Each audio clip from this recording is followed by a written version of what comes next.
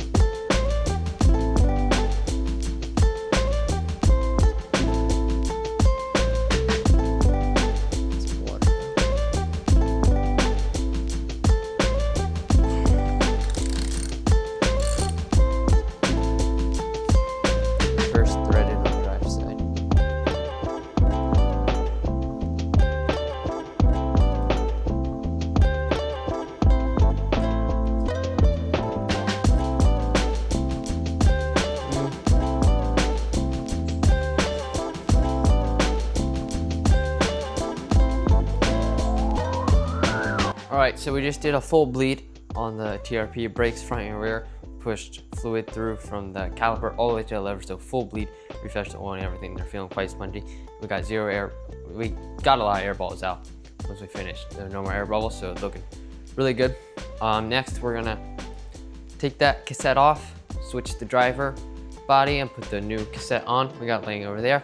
We have to take the electronic shifter off the right hand lever over there, so we gotta take the electronic shifter off, and we don't have an integrated thing for the Shimano for TRP and whatever. We just have to clamp thing right here, so we'll just clamp it on everything. I didn't really feel like getting the extra thing and switching it out or whatever, and this works kind of just fine. Same thing with the dropper lever over there. We don't have the integrated thing of TRP. We might get those at some point, the brake lever integration clamps. SRAM makes them super easy with the Matchmaker. They come with the brakes and everything. They didn't come with the TRP brakes. Unfortunately, you have to buy those separate. Yeah, this brake should be running smooth. We cleaned off the pads and everything. We'll clean off the rotors. So we'll get that on. We'll get the derailleur on. We'll get our new chain guide and bash guard on. It's an MRP, so it's a built-in chain guide and bash guard. Really nice. We'll get that on. We'll get the bomb bracket on, and last thing we'll do, we'll put the cranks on. We need a tool for that, but I'll be able to have that tool tomorrow. A special tool to put the Shimano cranks on, and it'll put the chain on, all that stuff, get it all working, dialed, perfect.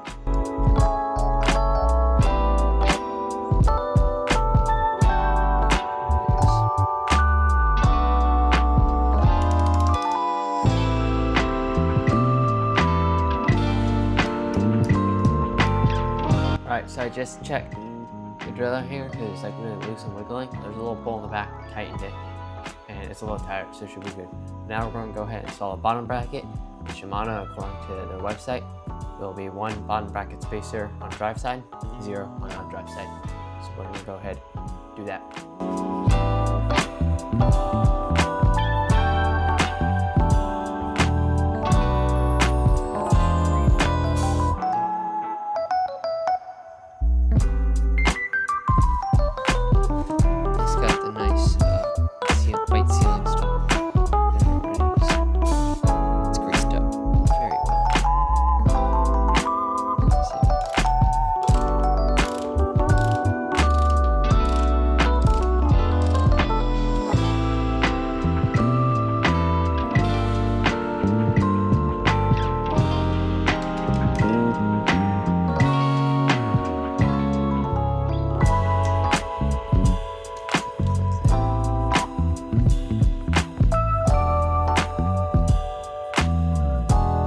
Alright, so right here you'll see numbers for the chain rings. I'm running a 3rd tooth chain ring, so you just take this piece and push it up and it pops up like that. And then you take a 2mm hex, a little screw in there, right inside there. You unscrew it, loosen it, and then you can move this up and down and move this line to the desired chain ring. So I'm running a 30 tooth, so move it there, and then you just tighten that up loosely, and you can pop this just right back down, I believe. Clicks into place. Just like that. That back part's loosened up a little bit. I'll retighten that. So now we're just gonna line it up. We'll put it on there, and then we'll adjust it as we need.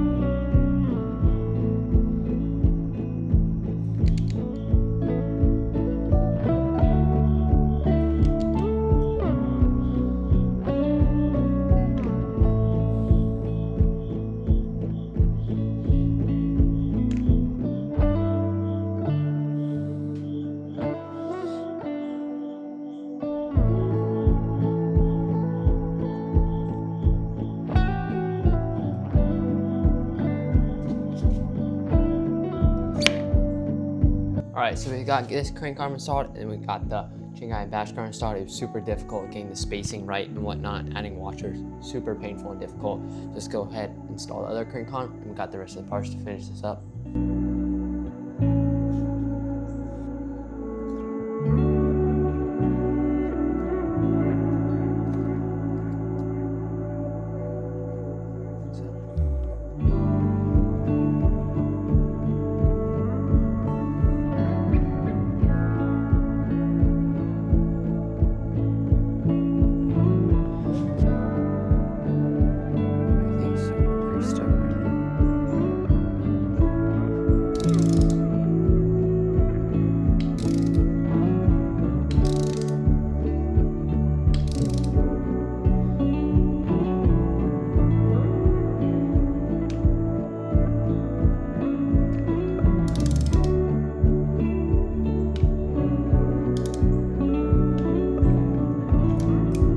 All right, so we got both cranks installed successfully. No play. I play around with that preload cap a little bit to get the right amount, not having it be very resilient when spinning and not having any play. Next, we're going to route the drivetrain cable, install the shifter and whatnot. So previously I had a wireless drivetrain, so yeah, I had to get a new cable housing, all that. And we gotta remove all these plugs in the frame because we gotta route the cable through it. All right, so there's a very tight corner and bend there to get through that hole there. So I'm gonna try and route it starting up here at the top, and also found 2 more plugs I had to take out. Crazy. This cable comes in and out a lot when it's going through the whole frame.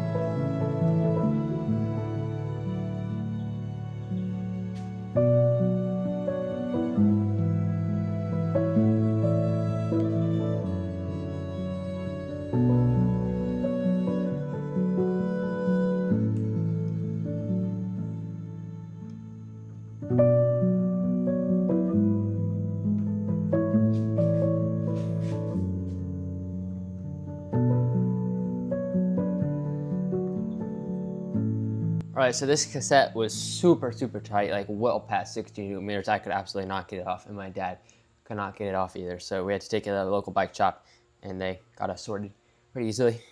I don't know what special tools they used, I wasn't there, but it should be pretty loose now. Probably don't even need the chain whip.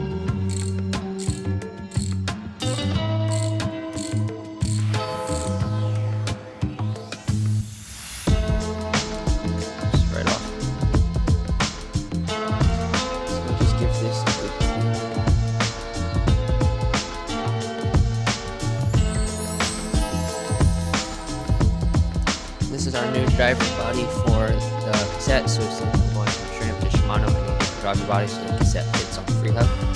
Ratchet L in, smooth the final one. Just swap that off. Hopefully a bunch of parts will come fine. Okay, we need this spring.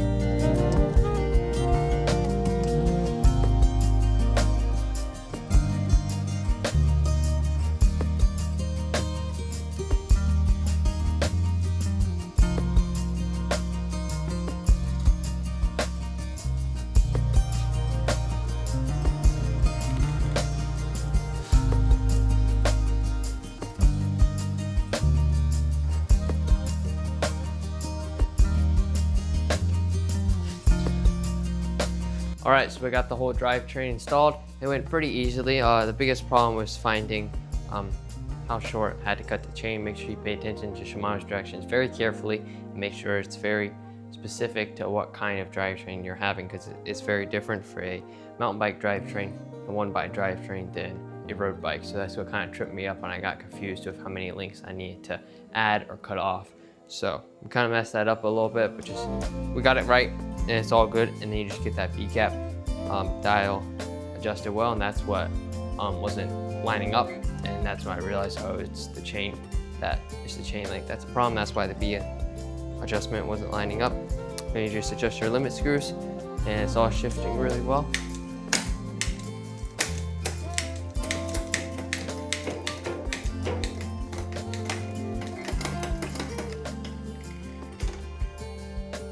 So yeah, that's shifting super well now.